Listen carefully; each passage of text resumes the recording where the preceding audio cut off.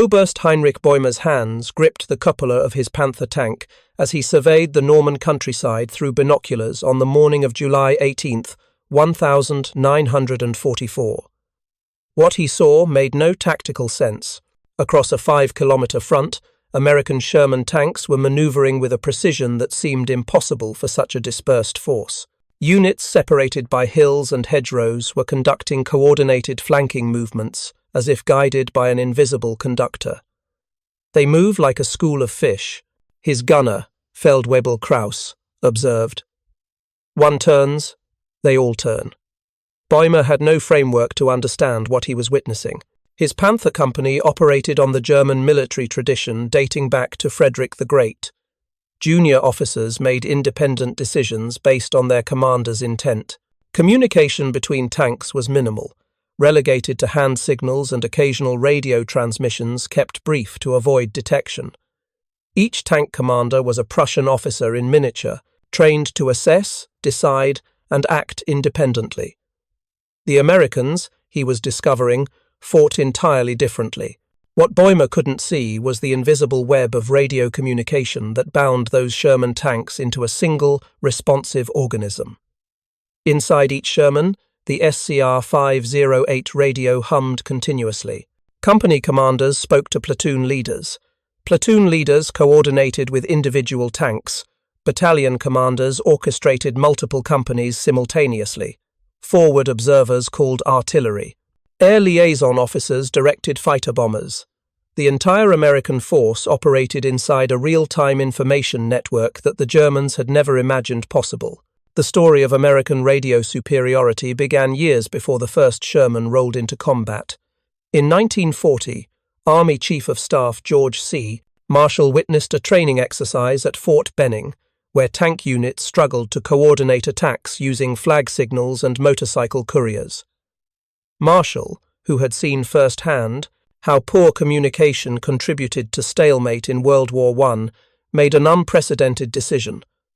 Every American tank would have a radio, not just command tanks, not just platoon leaders, every single tank. His staff was horrified.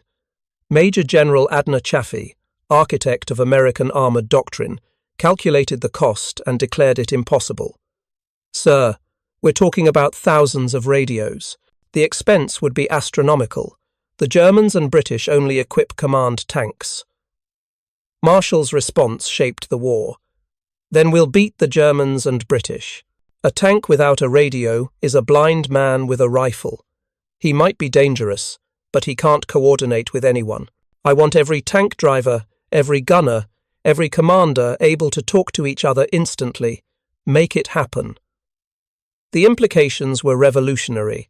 The German Panzer III, Wehrmacht's standard tank in 1940, had a radio only in the company commander's tank, one radio for every 12 to 15 tanks. Platoon leaders communicated through flag signals visible only in good weather and clear terrain. Individual tanks received orders from their platoon leader through hand signals or by following his tank's movements. Before we jump back in, tell us where you're tuning in from, and if this story touches you, make sure you're subscribed because tomorrow I've saved something extra special for you. The American design philosophy was opposite. When the Sherman entered production in 1942, every single tank included 2 radios, the SCR 508 for long-range communication between tanks and higher command, and the SCR 528 for short-range intercom between crew members. The SCR 508 could transmit voice communication up to 20 miles with the tank stationary, 10 miles on the move. More importantly, it could handle multiple frequencies simultaneously. This capability created tactical possibilities German commanders couldn't imagine. An American tank battalion commander could speak simultaneously to his 4 company commanders while monitoring battalion radio net and communicating with supporting artillery. Company commanders could coordinate their 3 platoons while maintaining contact with battalion. Platoon leaders directed their 5 tanks individually while receiving updates from company. The technological foundation came from American commercial radio experience. Companies like RCA, Motorola, and Western Electric had spent decades developing civilian radio networks. When war came, they applied commercial broadcasting techniques to military communication. The result was radios that were reliable, standardized, and producible in massive quantities. Staff Sergeant David Henderson, who served with the 3rd Armored Division, later described the American communication advantage. "We could hear everything. The company commander told us where to go. We could hear other platoons reporting enemy positions. Artillery was on the net calling targets. Air support checked in saying they were overhead. It was like having eyes everywhere and a brain coordinating everything. The Germans had tanks. We had a tank network." The German approach reflected entirely different assumptions about warfare. Prussian military tradition emphasized Auftragstaktik, mission-type tactics, where commanders gave subordinates objectives and let them determine methods. Junior officers were expected to show initiative and independent judgment. This doctrine had served Prussia well in the wars of German unification and in World War I's mobile operations. Radio communication, in German doctrine, was for exceptions rather than routine. Tank company commanders maintained radio contact with battalion only to report significant developments or request support. Within companies, commanders used flag signals, flares, and following the leader tactics.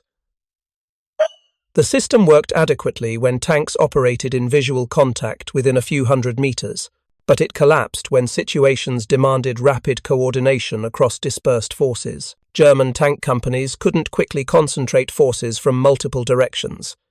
They couldn't adjust to changing situations without time-consuming courier runs or visual signals.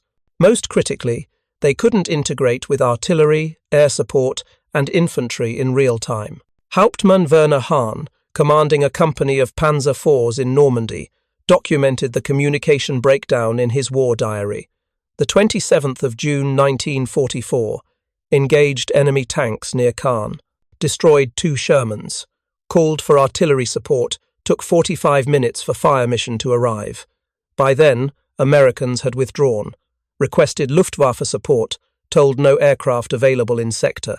Later learned fighters were 10 kilometers away, supporting different unit. Americans coordinated everything in minutes. We coordinate nothing in less than an hour. The production numbers revealed American commitment to communication superiority. By war's end, American industry had produced 50,000 SCR 508 tank radio sets and 60,000 SCR 528 intercoms. Germany produced approximately 100,000 military radios of all types for its entire armed forces during the same period, fewer total radios than America installed in tanks alone. The training differential was equally stark. American tank crews at Fort Knox spent 2 weeks of their 12-week training course exclusively on radio procedure. They practiced net discipline, proper terminology, frequency management, and emergency communications. They learned to speak clearly, listen continuously, and coordinate instinctively. Radio communication became as automatic as driving or loading the gun. Private First Class Robert Early, trained at Fort Knox in 1943, recalled, "They drilled radio procedure until it was second nature. We practiced coordinating 5-tank platoon maneuvers using only radio. We'd be spread across the training range, out of visual contact, and the platoon leader would call movements. Turn left. Increase speed. Form wedge formation. We learned to picture the entire battlefield through radio calls. Before we ever saw combat, we could fight as a coordinated unit purely through radio." German tank crew training included minimal radio instruction because most crews would never operate radios. In a company of 12 tanks with 1 radio, 11 crews never needed radio training. When Germany's tactical situation deteriorated and more tanks received radios, trained radio operators were unavailable. Crews who had never used military radios were suddenly expected to operate sophisticated communications equipment under combat stress. The American radio net created organizational capabilities that multiplied combat power beyond simple numerical superiority. The Fire Direction Center concept, developed by the U.S.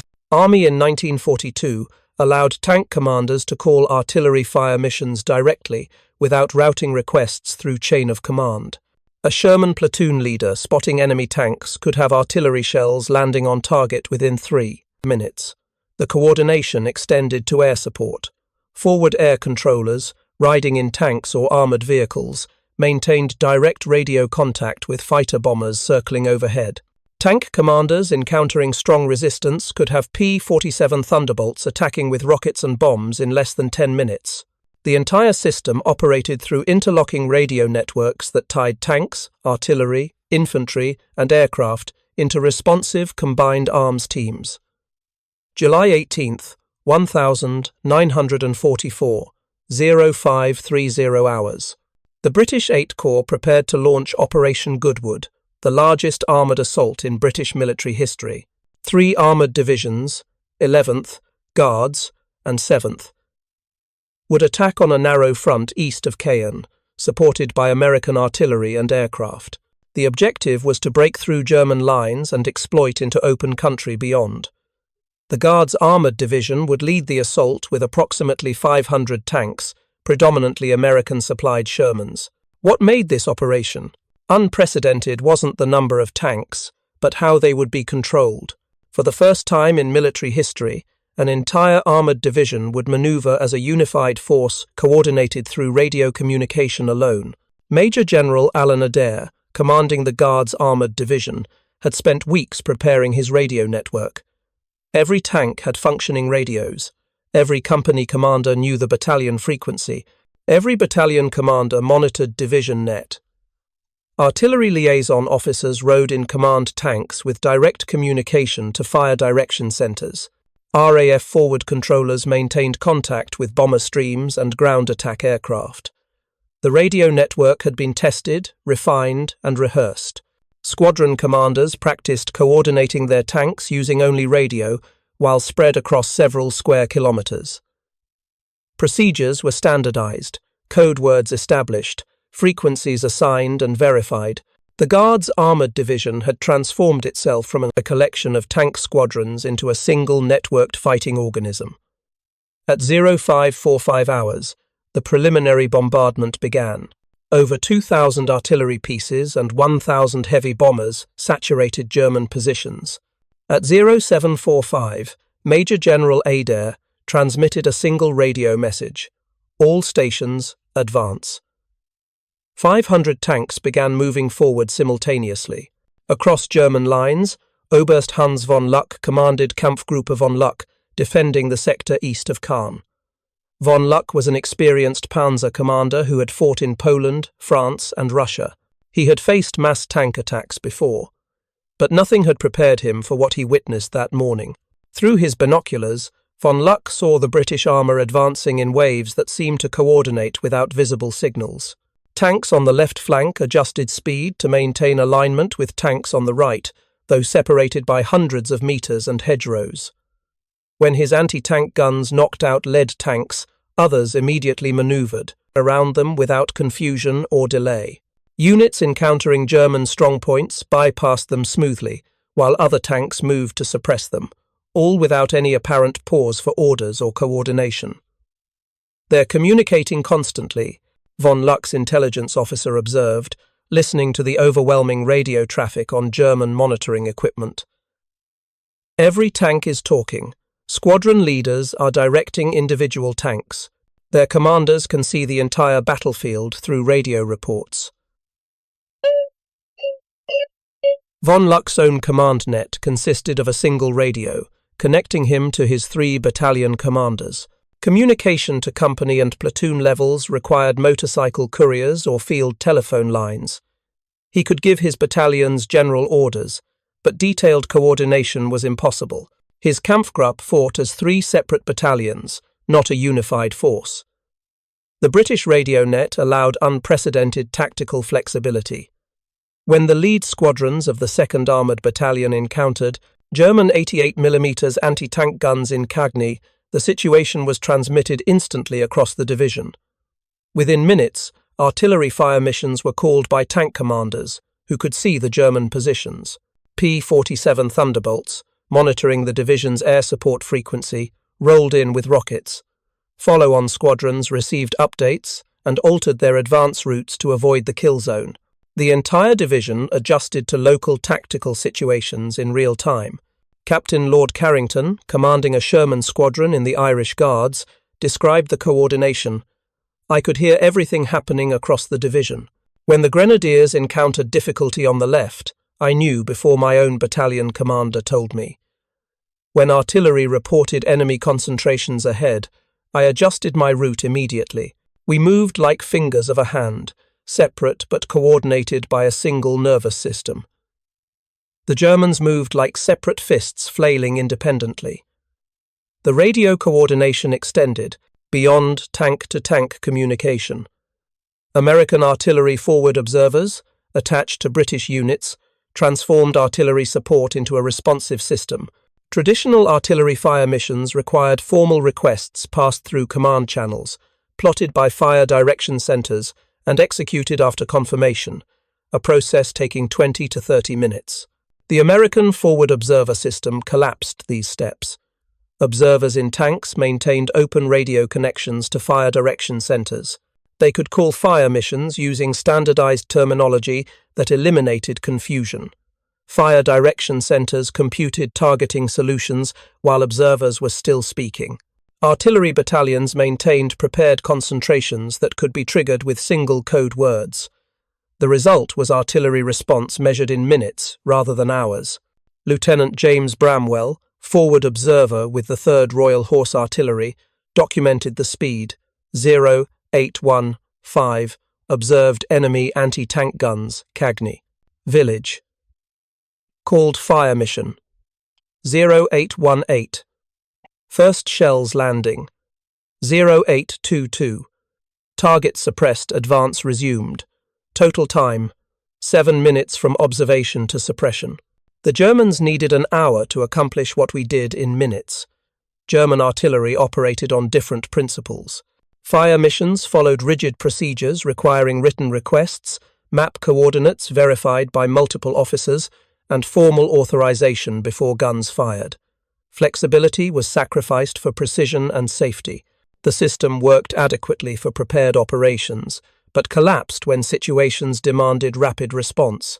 Oberleutnant Friedrich Schiller, commanding an artillery battery supporting von Luck's Kampfgruppe, experienced the frustration. Von Luck called for fire support against British tanks at 0830. I received the request at 0845 through motorcycle courier. I plotted coordinates, calculated firing data, and reported ready to fire at 0915.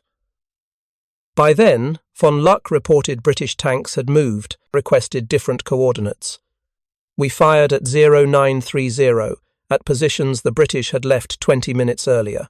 Our artillery could hit anything, if only we could hit it before it moved. The British-American radio net created another decisive advantage: combined arms coordination. Tank commanders could speak directly to infantry platoon leaders riding in half-tracks. Artillery observers rode in tanks. Air liaison officers monitored tank frequencies and could vector fighter bombers to targets within minutes. The entire force operated inside a shared information environment. When a Guards Armoured Division Sherman encountered German Panther tanks in hull-down positions at Bourguebus Ridge, the coordinated response was devastating.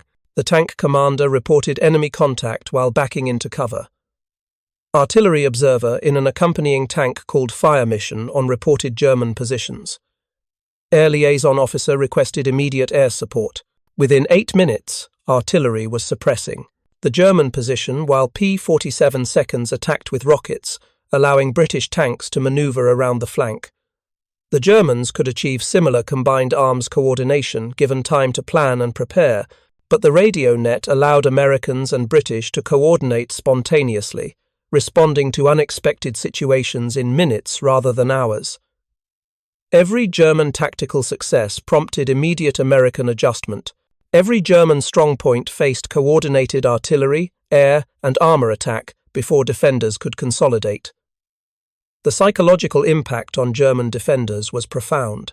Von Luck's troops reported feeling they were fighting an enemy that could see everywhere and coordinate everything. German commanders felt perpetually behind the situation, reacting to events rather than controlling them. The initiative, that precious commodity of warfare, belonged entirely to the radio-coordinated Allies. By midday on July 18th, the Guards' Armoured Division had advanced 7 kilometers, destroyed German defensive positions that had held for weeks, and demonstrated the decisive advantage of networked warfare.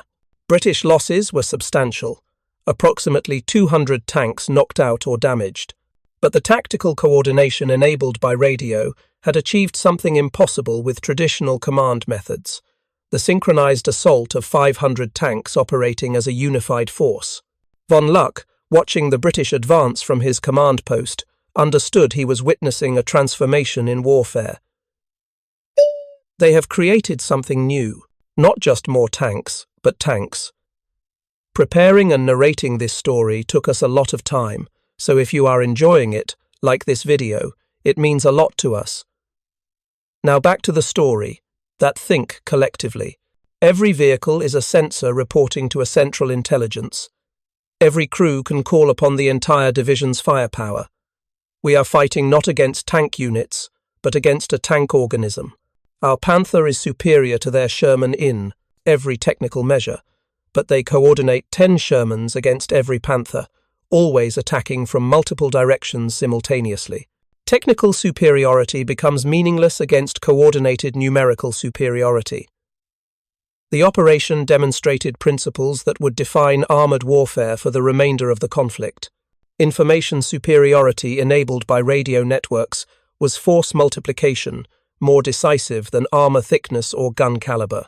The ability to coordinate hundreds of vehicles in real time created tactical possibilities impossible with traditional command methods. Combined arms integration through radio communication multiplied the effectiveness of each component. Wars would increasingly be won not by the side with the best individual weapons, but by the side that could coordinate adequate weapons most effectively. The tactical implications of radio superiority became clear through statistical analysis that both sides conducted during and after the war. The numbers revealed that communication capability had become as decisive as firepower or armor protection. American tank battalions achieved average advance rates of 12 kilometers per day during mobile operations. German panzer battalions with superior tanks averaged 6 kilometers daily over the same terrain against similar opposition. The difference wasn't in mechanical reliability or fuel consumption. American tanks actually traveled farther on less fuel. The difference was coordination speed. Colonel Bruce C. Clark, commanding Combat Command A of the 4th Armored Division, documented this advantage in after-action reports. We moved faster, not because our tanks were faster, but because we wasted less time coordinating. Traditional command methods require physical meetings between commanders. Each meeting costs 20 to 40 minutes. Time for commanders to drive to meeting location, conduct discussion, return to units, and disseminate orders. We conducted those meetings by radio in 3 minutes while moving. Over a day's operations, we saved 4 to 6 hours that German commanders spent in meetings. Those hours translated to kilometers gained. The coordination efficiency extended to logistics. American tank battalions consumed supplies at predictable rates because commanders could monitor fuel and ammunition status through radio reports. Supply officers maintained running inventories of every tank's needs. Resupply could be positioned based on projected rather than reported needs. German logistics operated on formal reports submitted through channels, creating information delays that multiplied inefficiencies. Captain Thomas Hendricks, supply officer for the 3rd Armored Division, explained the system. Every company commander reported fuel and ammunition status twice daily by radio. I knew precisely what every tank needed before they requested it. I positioned supply trucks based on projected operations. When tanks needed fuel, trucks were already en route. German supply officers waited for written requests, then scrambled to deliver. They were always behind the situation. We stayed ahead of needs. The radio network created economic force multiplication. A Sherman with radio could coordinate with 4 other Shermans to destroy a tiger through combined fire from multiple angles. 5 Shermans cost approximately $300,000 total. 1 tiger cost approximately $300,000, converting 1,944 currency values. In pure economic terms, the exchange was neutral, but the 5 Shermans could be replaced within 72 hours from depot stocks. The 1 tiger took months to replace, if replacement came at all. More importantly, the 5 coordinated Shermans could destroy the tiger with minimal losses to themselves. American after-action reports showed that coordinated attacks by 4 to 6 Shermans against single German heavy tanks resulted in German tank destruction 85% of the time, with average American losses of 1.2 tanks. The radio network that enabled coordination effectively multiplied the 5-to-1 numerical advantage into an 8-to-1 effective combat advantage. Staff Sergeant Lafayette Poole, commander of the Sherman in the Mood, with 258 confirmed kills, the most successful Sherman tank of the war, attributed his success to radio coordination. "I never fought fair. I never went one-on-one against Panthers or Tigers if I could avoid it. I used radio to coordinate with other tanks. We'd position 4 or 5 Shermans around a German heavy tank, force him to choose who to shoot at, and kill him while he was engaging someone else. The German would knock out 1, maybe 2 of us, but he'd die. Radio let us fight smart instead of fighting brave." The casualty statistics revealed another dimension of radio superiority: crew survival. American tank crew casualties were 60% lower than German tank crew casualties, despite Americans losing more total tanks in combat. The difference was communication-enabled mutual support and rapid medical evacuation. When a Sherman was hit, the crew bailed out knowing friendly tanks nearby could suppress enemy fire. Radio calls brought armored recovery vehicles and medics within minutes. Wounded crew members received immediate medical attention. American tank crews had 85% survival rates when their tanks were knocked out. German tank crews fought in relative isolation. When a Panther or Tiger was hit, neighboring tanks might be unaware for minutes or hours. Recovery vehicles came slowly, if at all. Wounded crewmen waited extended periods for medical attention. German tank crew survival rates when their tanks were destroyed averaged 40%. Private First Class Clarence Smoyer, gunner in the Sherman Eagle 7, experienced the difference.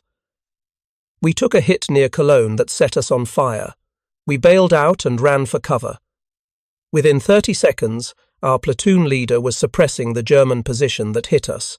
Within 2 minutes, another Sherman from our platoon positioned between us and the Germans to shield us. Within 5 minutes, a medic had reached our wounded loader. We were back in a replacement tank within 24 hours. The Germans who hit us were alone. When we got them, their wounded waited over an hour for help. Their crew wasn't seen again."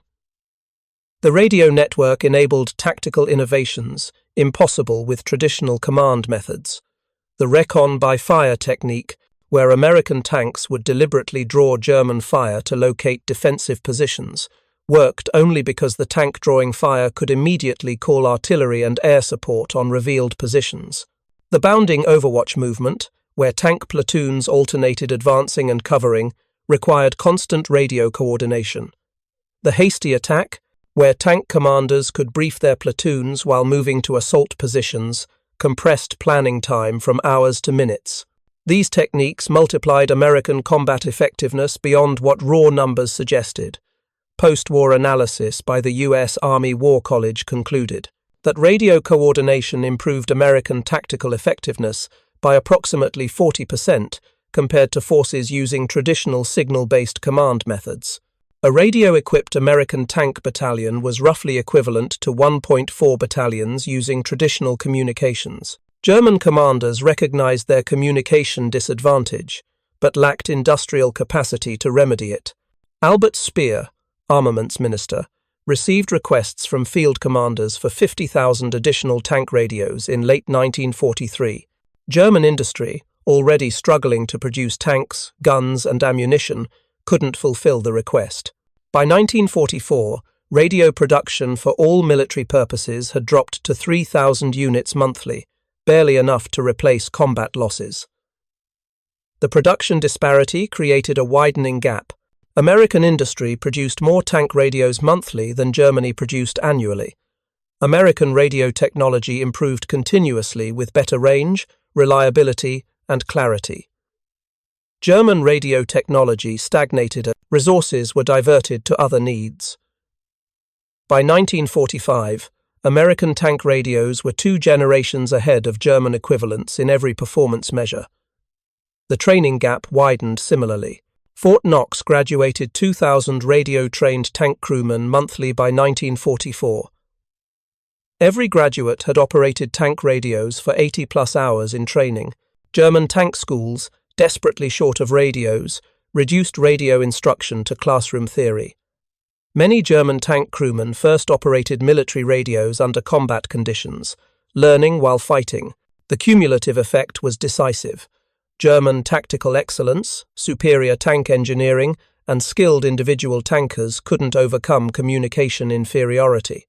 American tank forces operated inside information networks that enabled coordination German commanders couldn't match. The side that could concentrate force faster, adjust to situations quicker, and coordinate combined arms more effectively won battles regardless of individual tank quality. General der Panzertruppen Hasso von Manteuffel, one of Germany's most successful panzer commanders, provided the definitive post-war assessment. American tanks were inferior to our Panthers and Tigers in almost every technical measure, but American tank forces were superior to our panzer forces in the measure that mattered most. They could coordinate their inferior tanks to achieve superior results. Their radio networks created a collective intelligence that overwhelmed our individual excellence. They fought as wolf packs while we fought as lions. The lion is more powerful, but the wolf pack kills the lion through coordination. We learned that technical superiority of weapons matters less than organizational superiority of systems. They had built a better system, and systems defeat weapons. The lesson would reshape American military doctrine permanently. Every subsequent American armored vehicle, every infantry carrier, every command vehicle would include communications equipment as fundamental, as armor or weapons. The principle established with Sherman radios in 1942 that networked adequate weapons defeat unnetworked superior weapons would dominate American military thinking through the Cold War and into the 21st century. The final accounting showed that communication superiority had been as decisive as production superiority. Germany built better individual tanks, but America built better tank systems. The SCR 508 radio, costing approximately $1,200, proved as decisive as the 75mm gun costing $15,000. The invisible electromagnetic spectrum had become a battlefield as important as the visible terrain. In the arithmetic of industrial warfare, the equation was clear. Adequate weapons plus superior communications defeats superior weapons with adequate communications. The side that can coordinate wins.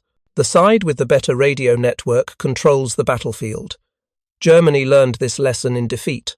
America taught it through victory, one radio call at a time. The winter of 1944–45 brought Germany's final armoured offensive, Operation Wacht am Rhein, the Battle of the Bulge. Hitler had assembled his last reserves, 406,000 men, 1,400 tanks, and assault guns, including his newest and most powerful King Tigers. The attack would demonstrate, one final time, the fatal consequences of communication inferiority. Obersturmbannführer Jochen Peiper commanded Kampfgruppe Peiper, the spearhead of the 6th Panzer Army. His battle group consisted of the finest equipment Germany could provide: King Tigers, Panthers, and veteran SS Panzer Grenadiers. On paper, his force was unstoppable. In practice, it was deaf, mute, and blind compared to American opponents. Peiper's command net consisted of exactly 3 radios: one in his command tank connecting to division headquarters, one in his second-in-command's tank, and one in his reconnaissance battalion commander's vehicle. His 117 tanks and 140 half-tracks operated almost entirely without internal communication. Company commanders couldn't speak to platoon leaders. Platoon leaders couldn't coordinate with individual tanks. The Kampfgruppe advanced like a steel avalanche, powerful but uncoordinated. At 0530 hours on December 16th, 1944, Piper's force punched through American lines at Losheim Gap. The initial success was spectacular. Surprised American units fell back. Piper's tanks rolled forward, seemingly unstoppable. By evening, his spearhead had advanced 20 kilometers, reaching Stavlot on the Amblev River. What Piper didn't know was that his every movement was being tracked, reported, and countered through the American radio network he couldn't hear. Major General James Gavin, commanding the 82nd Airborne Division, received radio reports of German breakthrough at 0710 hours, less than 2 hours after Piper began moving. Radio nets across 1st Army headquarters hummed with information. German armour moving west through Losheim. Estimated battalion strength, King Tigers. Identified. Route appears to target Malmedy Stavelot Trois Ponts. Gavin ordered his division to blocking positions by radio at 0730. His paratroopers were moving before Piper had advanced 10 kilometers. The American response demonstrated everything Germany lacked. Within 4 hours of Piper's breakthrough, 9 separate American units had received radio warnings and movement orders. Artillery battalions displaced to cover likely German routes. Tank destroyer battalions moved to ambush positions. Engineer battalions prepared bridges for demolition. Fighter-bomber squadrons received target briefings. The entire 1st Army adjusted to Piper's threat through radio coordination, while Piper himself communicated only with his immediate superiors. Colonel David Pergrin, commanding the 291st Engineer Combat Battalion, received radio warning of German advance at 1030 hours on December 16th. By 1400 hours, his engineers had wired the bridge at Trois Ponts for demolition and established radio. Communication with observation posts overlooking German approach routes. When Piper's lead tanks appeared at 1145 hours on December 18th, Pergrin received radio confirmation, blew the bridge, and trapped Piper's spearhead without fuel resupply. Piper, operating without effective communication network, didn't know the bridge was prepared for demolition. He had no radio contact with reconnaissance units that might have warned him. He couldn't coordinate with other German columns that might have provided alternative routes. His powerful Kampfgruppe, perhaps the most dangerous German force in the Ardennes, was paralyzed by something as simple as a destroyed bridge. Paralyzed because he lacked the radio network to coordinate alternatives. Meanwhile, American forces were coordinating a counterattack through radio networks that connected entire armies. General Dwight Eisenhower, at SHAEF headquarters, conducted a meeting of senior commanders on December 19th to coordinate response to German offensive. The meeting took 90 minutes. Within 3 hours, radio orders had reached every division in the theatre. Patton's 3rd Army, 100 miles south of the Bulge, received orders to turn north, coordinate with 1st Army, and attack German flank.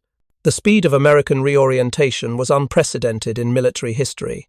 Patton's 3rd Army, 133,000 men, 11 divisions, turned 90 degrees north and attacked German flank within 72 hours.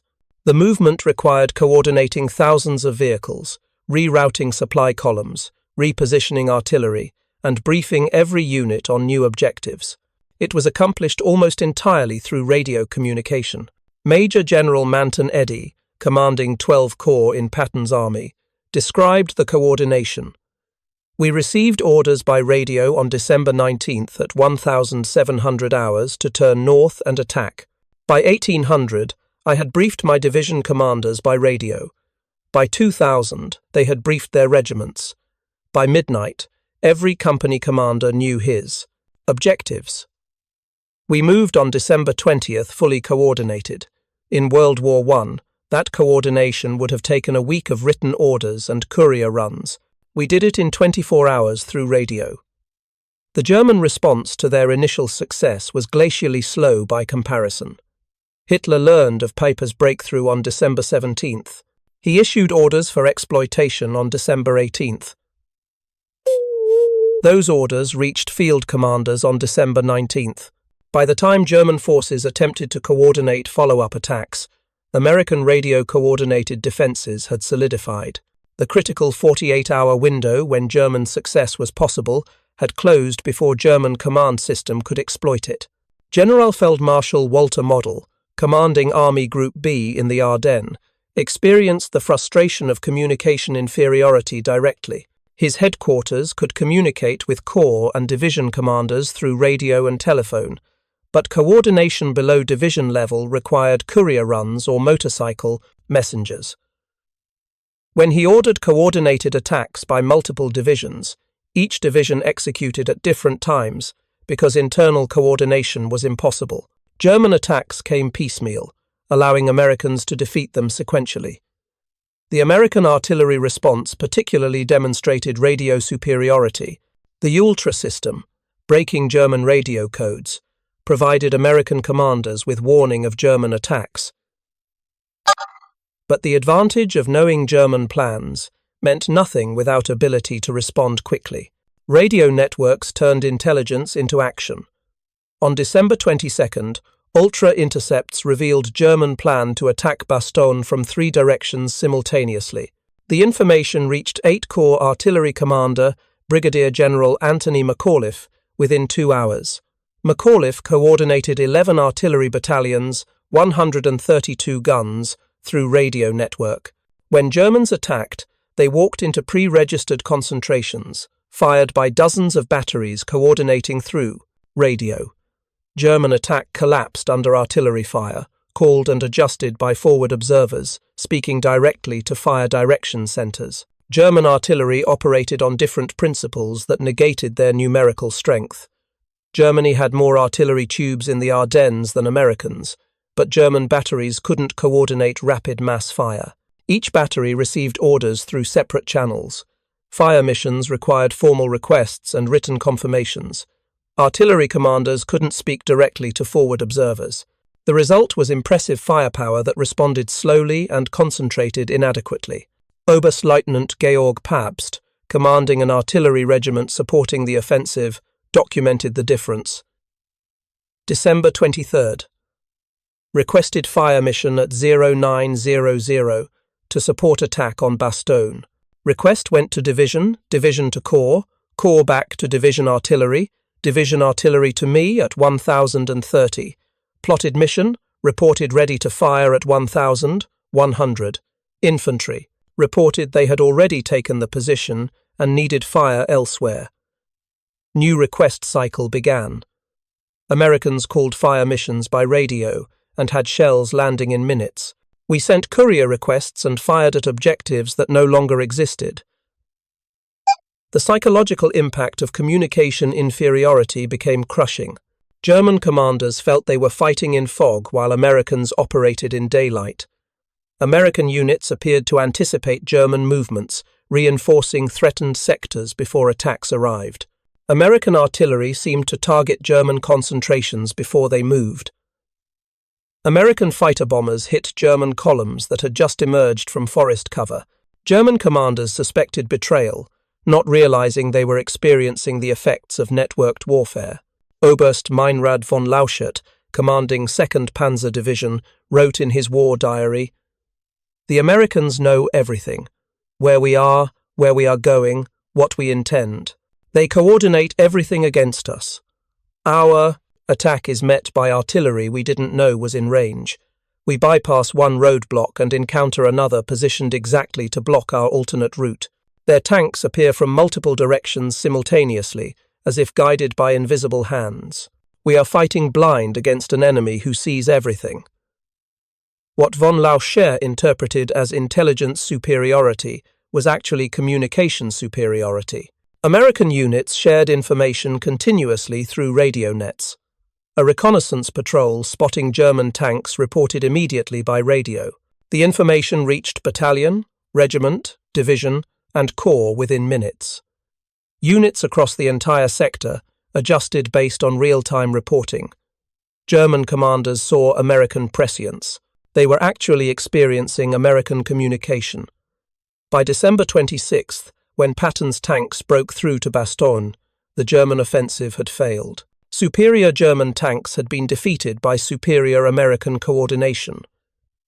King Tigers with 88mm guns had been outmaneuvered by Shermans with 75mm guns because Sherman commanders could coordinate while King Tiger commanders operated in isolation.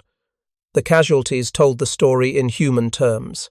German tank crew losses in the Bulge exceeded 70%, killed, wounded, or captured. American tank crew losses were approximately 20%. The difference wasn't armor protection or firepower. German tanks were better protected and more heavily armed. The difference was that American crews operated inside a mutual support network while German crews fought alone. Sergeant Karl Lundquist, commanding a Sherman in the 4th Armoured Division during the relief of Bastogne, explained the survival difference. When we got hit, every tank in our platoon knew immediately because our radio operator screamed. They moved to cover us. They suppressed whatever hit us. They called medics. They recovered our tank. German crews got hit and disappeared. Nobody knew for hours. No immediate support, no covering fire, no rapid medical attention. We survived because we were connected. They died because they were isolated. The Battle of the Bulge provided German commanders with final confirmation of what they had suspected since Normandy. Technical superiority couldn't overcome communication inferiority. General der Panzertruppen Heinrich von Luttwitz, whose XLVII Panzer Corps spearheaded the offensive, wrote his assessment in February 1945. We failed, not because our tanks were inferior, they were superior. We failed not because our soldiers lacked courage, they were brave beyond measure. We failed because we could not coordinate our superiority, while the Americans coordinated their adequacy into overwhelming advantage. They fought as networked force. We fought as isolated units. Networks defeated excellence. Post-war analysis quantified the communication advantage. SHAEF operations research teams calculated that radio networks improved American coordination efficiency by 300% compared to traditional command methods. Actions requiring 12 hours through courier-based command took 3 hours through radio coordination. The time compression gave Americans effective force multiplication of 4-to-1 beyond numerical advantages. The final German veterans' assessment was bitter but accurate. At a 1983 reunion of Bulge veterans in Bastogne, former SS Hauptsturmführer Werner Sternebeck spoke for many German survivors. We came with the best tanks, the most experienced crews, and the last reserves of the Wehrmacht. We thought technical superiority and tactical skill would prevail. We learned that wars are won by coordination, not by courage. The Americans coordinated everything: tanks, artillery, air support, logistics. We coordinated nothing except at the highest levels. They won because they could talk to each other. We lost because we fought in silence. It was not a fair fight. Radio networks defeated panzers. The silent weapon killed the armoured fist. The mathematical proof was final. Adequate weapons with superior communication defeat superior weapons with adequate communication. Every time, without exception. America had understood this truth in 1940 when Marshall ordered radios for every tank. Germany learned it in 1945 when their last offensive collapsed, despite having the war's best tanks. The lesson cost Germany everything. It taught the world that modern war belongs to the side that communicates best, not the side that builds the biggest guns.